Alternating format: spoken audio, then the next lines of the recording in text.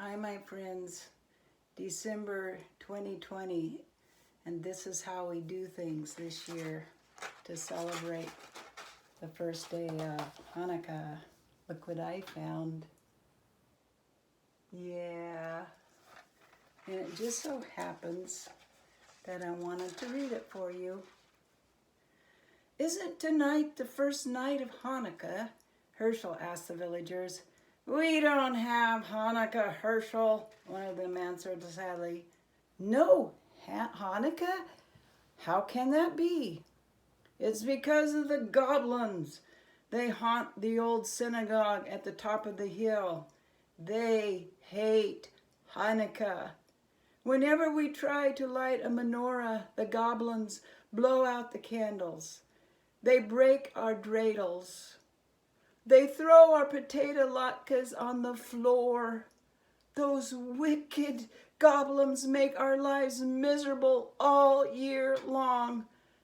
But on Hanukkah, it's really bad. Herschel knew he must help the village people. I'm not afraid of goblins, he said. Tell me how to get rid of them. It's not as easy as you think, the rabbi warned. You must spend 8 nights in the old synagogue. The Hanukkah candles must be lit each night. On the 8th night, the king of the goblins must light them himself, and that is the only way to break their power. I'm not afraid, Rabbi Herschel said. If I can't outwit a few goblins, then my name isn't Herschel of Osterpool. Well, the villagers wished Herschel good luck. They had no potato latkes to give him. So they packed several hard-boiled eggs for him to eat along with a big jar of pickles. The rabbi gave Herschel a brass menorah, a package of candles, and a box of matches. Then the villagers said goodbye. Nobody expected to see Herschel again. It was long past sundown by the time Herschel climbed to the top of the hill where the old synagogue stood. The crumbling building was gloomy and dark, and rusty hinges squeaked as Herschel opened the door. Herschel shuddered. Well, could he believe that goblins lived here? He put 2 candles in the menorah and sat it in the windowsill. He struck a match and lit the shamus candle. He said the blessing and was about to light the other candle when he heard a voice. Hey! What are you doing? Herschel turned around. Here was a goblin no bigger than a horsefly with a long pointy tail and 2 little bat wings hovering in the air. I am lighting Hanukkah candles, Herschel said. Tonight is the first night of Hanukkah. Oh, no, it's not. We don't allow Hanukkah. Not around here. Is that so? Said Herschel. Who's going to stop me? A little pipsqueak like you? I may be little, but I'm strong, said the goblin. Really? Can you crush rocks in your hand? Asked Herschel. The goblin laughed. Crush rocks? You're joking. Nobody's that strong. I am. Watch. Herschel took a hard-boiled egg from his pocket and squeezed it until the yolk and the white ran through his fingers. That's how hard I am going to squeeze you if you try to stop me from lighting these candles. The little goblin's eyes opened wide, since in the dim light the egg looked exactly like a rock. The little goblin shook with fear. You leave me alone, he squeaked. Gladly, said Herschel. if you let me light my candles in peace." "Oh, all right," said the goblin. One won't make a difference. But you better not be here tomorrow. Big, scary goblins are coming, much bigger than I. And if they catch you lighting Hanukkah candles, you'll be sorry." "We'll see about that," Herschel said to himself. He lit the first candle. On the second night, another goblin appeared. This one was big and fat and waddled like a goose. Herschel was finishing his dinner of pickles and hard-boiled eggs. "Have some pickles," he said to the goblin. "Pickles!" "Here, catch." Herschel tossed him a sour pickle. The goblin caught it in his mouth and swallowed it. Pickles are so good." "Do you like them? I have plenty in the jar. Take all you want."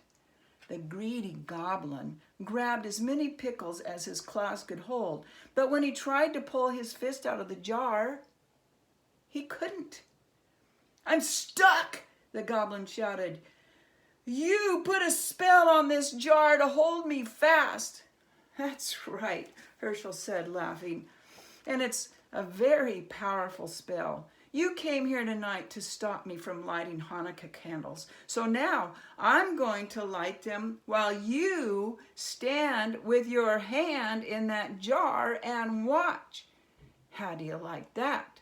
"No, no," the goblin screamed. "I hate Hanukkah."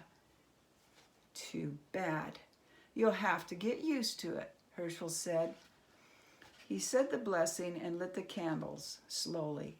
And then he sang his favorite Hanukkah songs. The goblin wailed and carried on so much that Herschel finally decided to let him go. "Shall I tell you how to break the spell?" Yes, I can't stand it anymore." "Let go of the pickles. Your greed is the only spell holding you prisoner." The goblin let go of the pickles. His hand slipped out of the jar easily. How that goblin raged! He had stood with his hand in a pickle jar while Herschel lit Hanukkah candles under his nose. The furious goblin stamped his foot so hard that he shattered it into 1,000,000 pieces, and the wind blew him away. The third night came. Herschel felt something watching him as he set the candles in the menorah. Instead of lighting them, he began playing with the dreidel. An hour passed. Herschel looked up. Sitting across the table was another goblin. This one had fiery red face and 2 enormous horns. It's getting late," the goblin said. "When are you going to light the candles?" "What are you playing with?" the goblin asked. "Later, there's plenty of time," Herschel said as he spun his dreidel. "This is much more fun." "It's a dreidel. Don't you know about dreidels?" "No." "Too bad. Dreidels are lots of fun. You can also make lots of money if you know how to play." Really, the goblin was interested now. All goblins like money. This one was no exception. "How do you play?" "It's very simple," Herschel said. "But you must have gold. That's the first rule." "I have plenty. Is this enough?" The goblin poured a pile of gold coins onto the table. That's fine," Herschel said. "Listen carefully now. This letter is Shin. It comes up. If it comes up, you give me a handful of gold. And this letter is Hey. And if it comes up, you give me half your gold. This letter is Gimel. If the dreidel falls on this letter, you give me all your gold. Understand? Wait, there's one letter left. What about that one? Oh, that's none. It's if the dreidel falls on none, I don't give you anything. Ready? Let's play. You go first. The goblin spun the dreidel. The little top whirled around and around, and when it fell, the letter on top was Shin. Ah, too bad, Herschel said, taking a big handful of the goblin's gold. Try again. Maybe you'll have better luck. The goblin spun the dreidel once more, and this time it fell on hay. This isn't your night, Herschel said, helping himself to half the goblin's gold. One more time. Your luck is bound to improve. And once again, the goblin spun. This time, the dreidel landed on Gimel. Oh, too bad, Herschel sighed as he took the rest of the goblin's gold. Would you like me to spin? Yes, the goblin grumbled. He was very unhappy about losing his money. Herschel spun the dreidel. This time, the letter none was on top. Oh my, I don't give you anything. I get to keep all the gold. Say, that was fun. Get some more gold and we'll play again. What about the Hanukkah candles? We'll light them later. There's plenty of time. Not for me, the goblin said. I'm leaving now. I don't like this game. I don't like Hanukkah, and I don't like you. Don't go, Herschel pleaded. I know lots of games. Stay a while. We'll have fun. Goodbye. The goblin spread his wings, swooped out the door, and flew off into the night. Herschel lit the candles all by himself. On the following nights, after goblin came, one had 6 heads, one had 3 eyes. All were terrible and fierce. They growled and roared and changed themselves into horrible shapes. They tried to stop Herschel from lighting the Hanukkah candles, but Herschel fooled them all. Finally, the 7th night arrived. 8 tiny candles flickered on the windowsill. Herschel sat back to enjoy their light. Where were the goblins? Had they finally given up? Herschel felt very sleepy. His eyes closed. And suddenly, he sat up. He heard a horrible sound, a voice that sounded like the cracking of bones. Happy Hanukkah, Herschel of Osterpol. Who is it? Who's there? Don't you know who I am, Herschel? Weren't you expecting the king of the goblins? The voice rose to a hurricane roar. It ripped the shingles from the synagogue roof and shattered the windows. The Hanukkah candles reeled in the savage blast, but they did not go out. You're too early, Herschel shrieked. You're not supposed to come until tomorrow. The great wind died down. Don't worry, Herschel. I am far away, but I have the power to see you and speak to you. Enjoy this Hanukkah evening, my friend. It will be your last. Tomorrow night, I will come to you. You fooled my slaves, the other goblins. Let's see if you can fool me.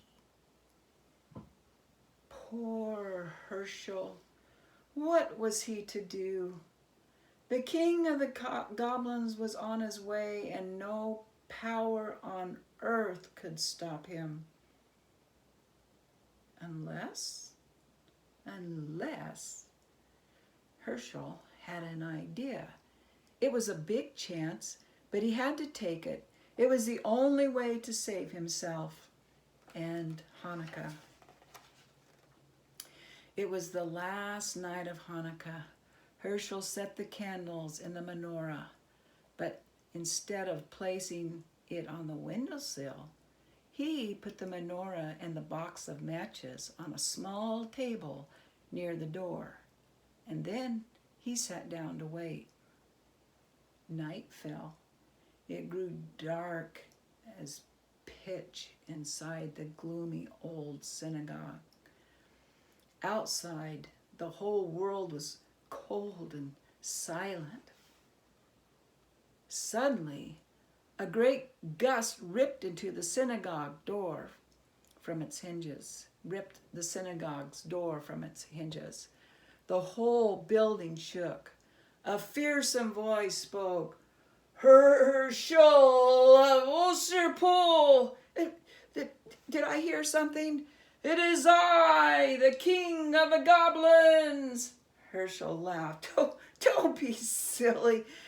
You're one of the boys from the village. You're trying to scare me. I am not a boy. I am the king of the goblins. I'll believe it when I see it. Show yourself to me. Behold, I stand before you. I do. Do you believe me now? Herschel tried not to look. Even in the darkness, he could see the outline of a monstrous shape filling the doorway, a figure too horrible to describe. He pretended not to be scared. It's too dark. I can't see anything. A candlestick and some matches are by the doorway. Why don't you light a few candles and then I'll see what you really are. Indeed, you shall. A match flared. The shamus candle caught the flame. Herschel's blood turned to water at the awful sight before him, but he did not lose courage. Master of the world, he silently prayed, thou who created the heavens and the earth and the spirits of the air, stand by me now. And then he addressed the goblin. It's still too dark. What are you afraid of? There are plenty of candles. Why don't you just light them all? A hideous hand took the shamus candle and lit the others one by one. Herschel felt himself growing faint, but he feared. He forced himself to look. His eyes grew wider and wider as each candle caught the flame. 6, 7, 8. The king of the goblins stood before him. Now, Herschel, do you know who I am? Well, I know you're not Queen Esther. Very funny. Enjoy the joke. It will be your last. That's what you think. Be gone, or I'll take a stick to you. How dare you speak to the king of the goblins that way? I'll speak to you any way I please. You have no power. Your spell is broken. See? The menorah is lit. You thought those were ordinary candles you were lighting. They weren't. They were Hanukkah candles, and you lit them yourself. The king of the goblins roared with fury.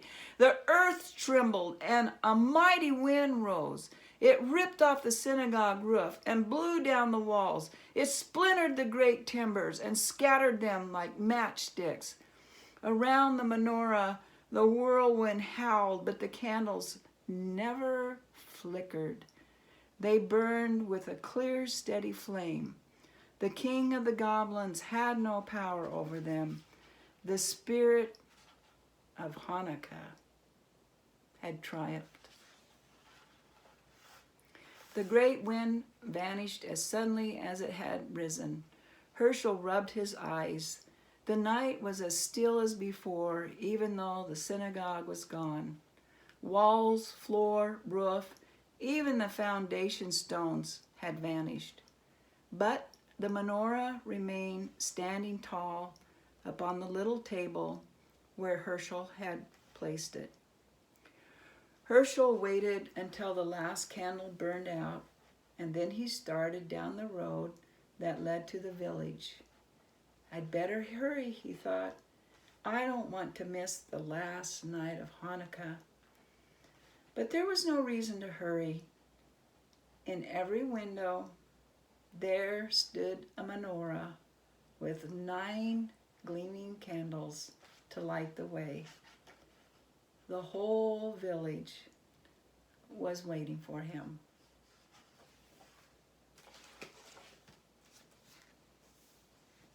Happy Hanukkah, my friends.